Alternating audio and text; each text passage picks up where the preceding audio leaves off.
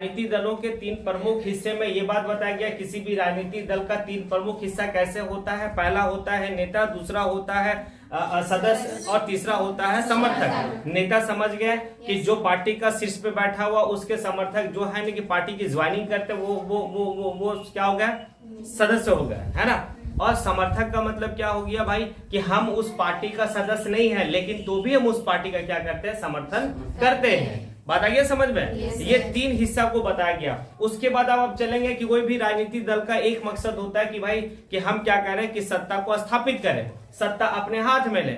आप कहता है कि जब सत्ता को अपने हाथ में लेना होगा तो हमें उम्मीदवार चुनना होगा। अब ऐसे कंडीशन में आप देखेंगे उम्मीदवार चुनने की जो प्रक्रिया है पूरे विश्व में अलग अलग तरह की प्रक्रिया है, लेकिन सबसे बेहतर प्रक्रिया हम क्या देखेंगे, अमेरिका का है। क्योंकि उम्मीदवार का चयन जो है वो दल का नेता नहीं करता है, उम्मीदवार का चयन जो है वहां का सदस्य और समर्थक करता है। बात आ रहा है समझ में। अमेरिका में क्या है कि किसी भी पार्टी का जो उम्मीदवार का चयन होगा वहां का समर्थक और उस पार्टी का समर्थक और उस पार्टी का सदस्य करेंगे। वही तुम इंडिया में चले आओ, इंडिया में किसी भी पार्टी का उम्मीदवार का चयन उस पार्टी का, उस दल का नेता करता है। अब एक बात बताओ, दोनों में अगर कंपैरिजन करेंगे तो सबसे बेहतर अमेरिका का है, क्योंकि अमेरिका में जनता जो है कि जो पार्टी का निचले स्तर का व्यक्ति होता है वो अपना उम्मीदवार को चुनता है पहले।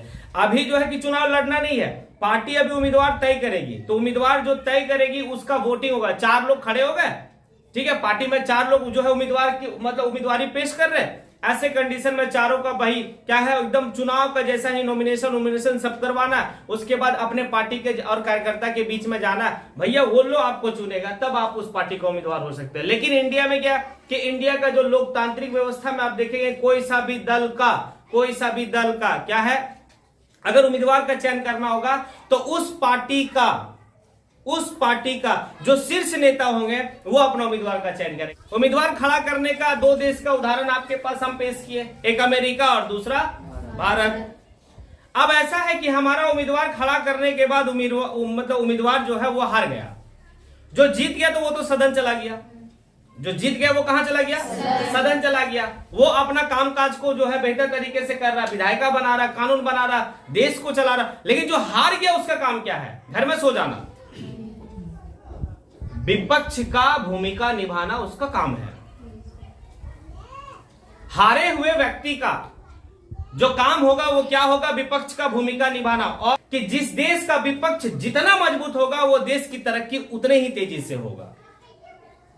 अब अगर बात नहीं समझ में आएगा तो समझो मेरी बात को हम क्या कह रहे हैं। हम कह रहे हैं कि जिस देश का विपक्ष जितना मजबूत होगा वो देश उतना ही तेजी से तरक्की करेगा। एक बात समझना कि अगर कोई उम्मीदवार हार गया है और जो जीत गया है तो हमेशा हारा हुआ व्यक्ति उस जीता हुआ उम्मीदवार को हमेशा क्या है अपने नजर में रखेगा कि अगर वो कोई सा भी काम, उसकी कोई सा भी नीति अगर गलत होता है तो वो तुरंत जनता के बीच में जाता है कि जिस नेता को तुम चुने हो वो नेता क्या है, तुम्हारे अनुरूप नीति नहीं बना रहा, तुम्हारे विपक्ष में नीति बना रहा। ऐसे नेता को तुम पहचानो। देखो क्या किया वो हारने के बाद जनता को क्या कर रहा है, एक्टिव कर रहा।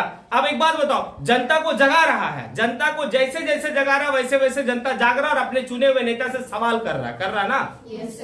कर रहा ना जी। तो हारा हुआ उम्मीदवार का काम होता है विपक्ष में बैठकर और सरकार को आईना दिखाना कि तुम क्या सही कर रहे हो और तुम क्या गलत कर रहे हो।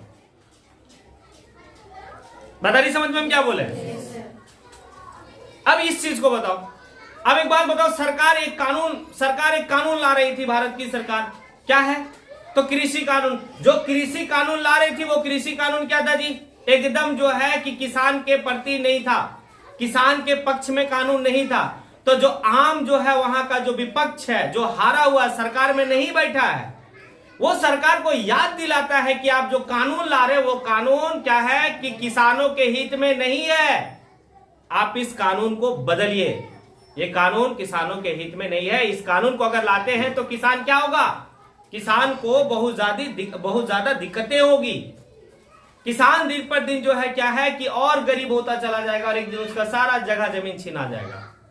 ये कानून काला कानून है, इसको वापस लिया जाए। ये कौन याद दिलाया, ये विपक्ष ने याद दिलाया, हारा हुआ व्यक्ति ने याद दिलाया। जब हारा हुआ व्यक्ति ने याद दिलाया तो सरकार को 1 साल, अब फिर क्या हुआ, जब हारा हुआ व्यक्ति को जब याद दिलाया तो वो जितने भी लोग थे वो बैठ के क्या किया, आंदोलन किए। और अंततः 1 साल लगा, फिर सरकार उस कानून को वापस ले लिया ना जी।